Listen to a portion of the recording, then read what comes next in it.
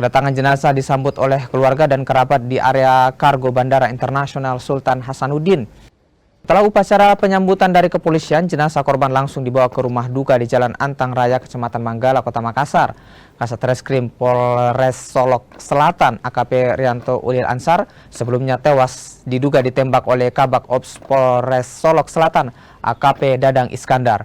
Insiden ini diduga terkait dengan penangkapan pelaku tambang ilegal galian C oleh tim Satreskrim. AKP Rianto Ulil Ansar mulai menjabat Kasat Reskrim Polres Solok Selatan sejak 24 November 2023 lalu. Upacara penyambutan jenazah almarhum AKP Rian Ulil Ansar.